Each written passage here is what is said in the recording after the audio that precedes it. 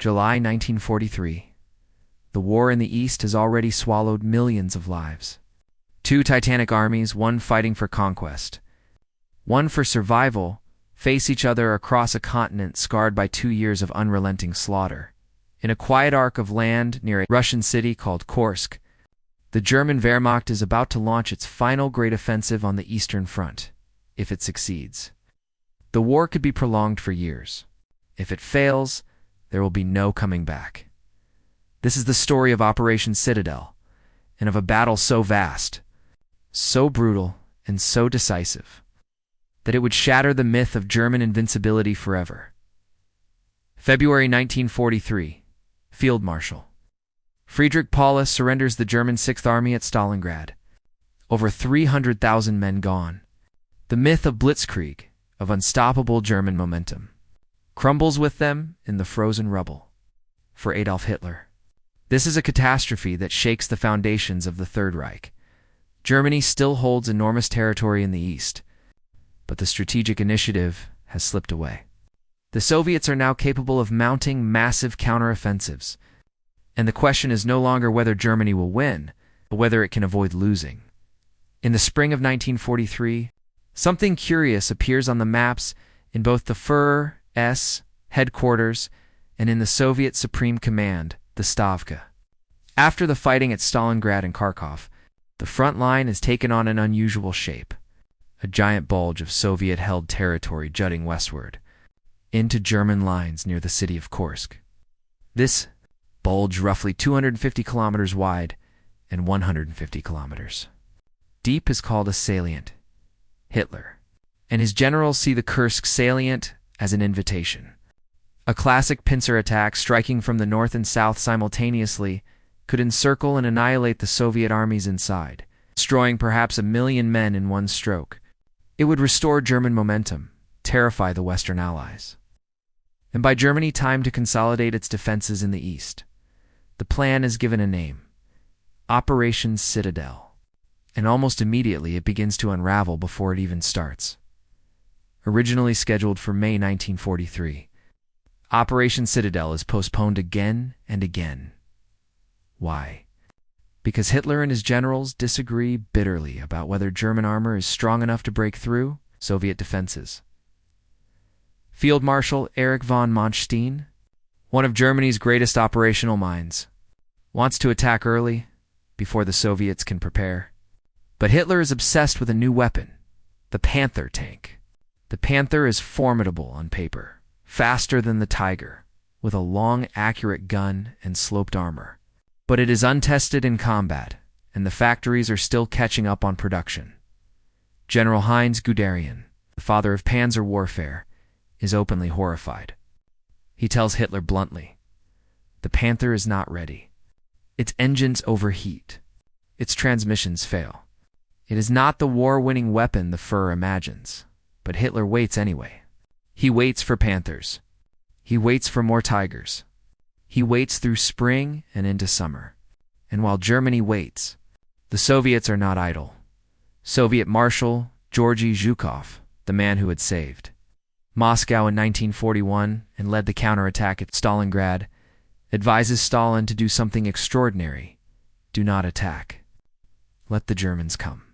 Build defenses so deep and so strong that the Wehrmacht breaks itself against them and then strike. Stalin, who had always preferred attacking, agrees. For perhaps the first time in the war, the Soviets will fight a deliberate defensive battle. They will make the Germans pay for every meter of ground.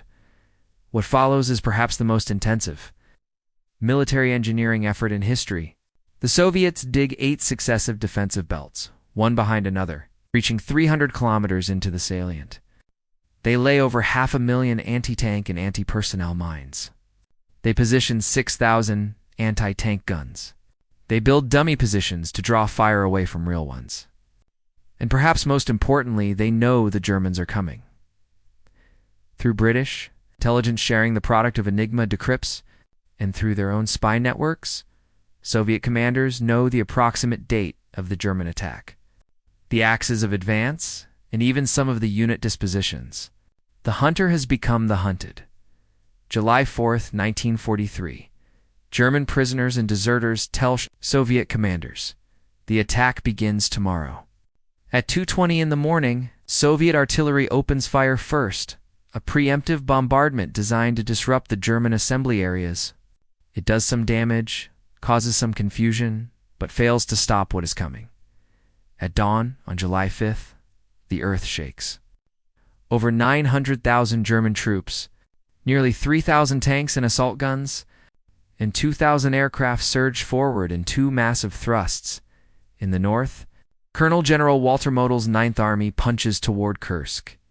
In the south, the more powerful Force Field Marshal Erich von Manstein's Army Group South, spearheaded by the 4th Panzer Army under Colonel General Hermann Hoth, drives north. The two prongs are meant to meet east of Kursk, sealing shut an enormous pocket of Soviet armies.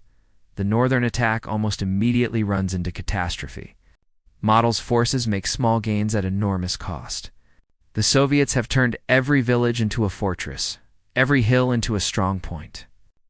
German pioneers struggle through minefields, while anti-tank guns fire from carefully camouflaged positions. In 6 days of brutal fighting, Model advances barely 12 kilometers, a fraction of what is needed. The southern thrust fares better, but not well enough. Hoth's 4th Panzer Army, including the elite SS Panzer Corps with its divisions Liebstandart, Das Reich, and Totenkopf, punches through the first Soviet defensive belts with ferocious momentum. The new Panther tanks, however, immediately begin breaking down in droves. Of 200 committed, barely a third are operational by the end of the first week, yet Hoth's men keep driving. They grind through one defensive belt, then another. Soviet resistance is ferocious, but so is German determination. By July 11th, Hoth's spearheads have advanced nearly 35 kilometers. They stand on the threshold of a breakthrough.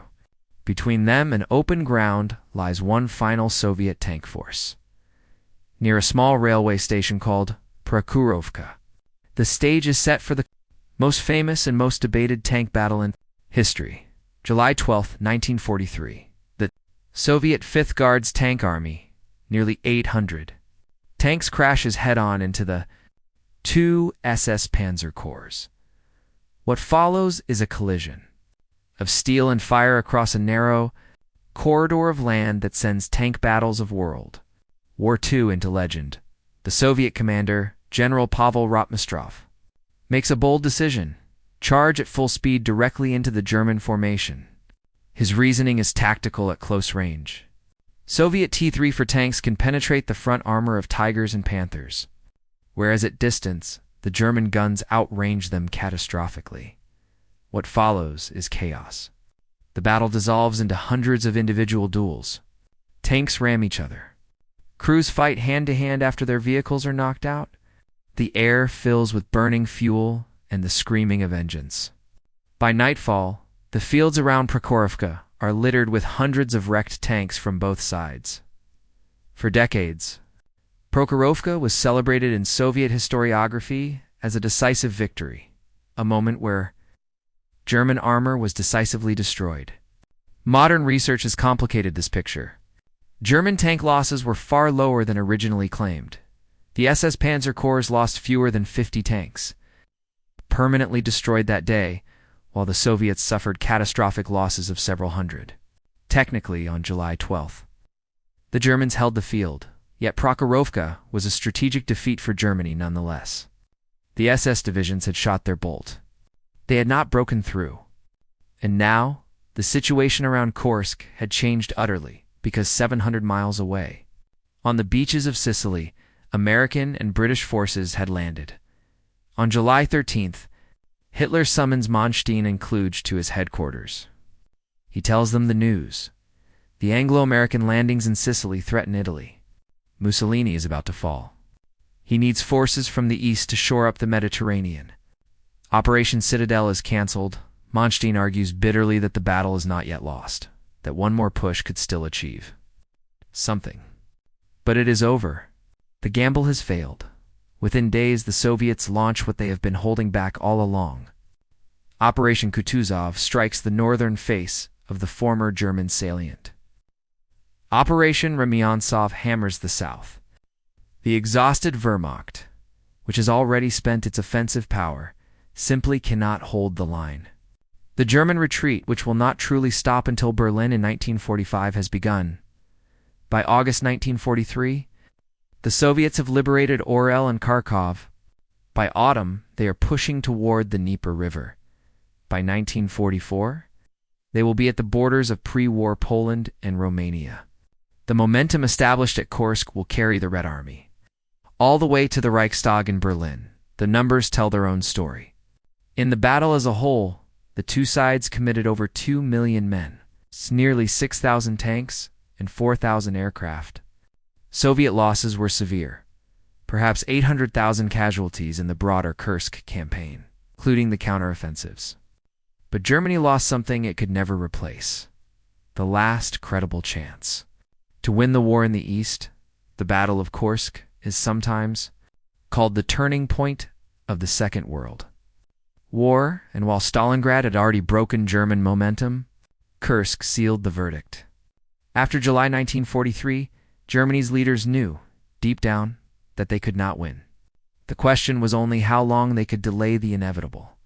For the Soviet soldiers who dug those trenches, who planted those mines, who drove their T-34s into the teeth of Tiger tanks, Kursk was a moment of hard-won vindication. They had learned how to fight. They had learned how to wait. And they had learned how to win. On the fields around Prokhorovka today, a monument stands, a bronze figure of St. George, slaying the dragon. The symbolism is clear. The dragon, the great German armored offensive in the East, was slain here in the summer of 1943. On the sunburned steppe of central Russia, if you found this story worth telling, please like, subscribe, and leave a comment below. The books, sources, and maps used in this documentary are all linked in the description. Next time, Operation Bagration, the Soviet offensive that made Daya look small.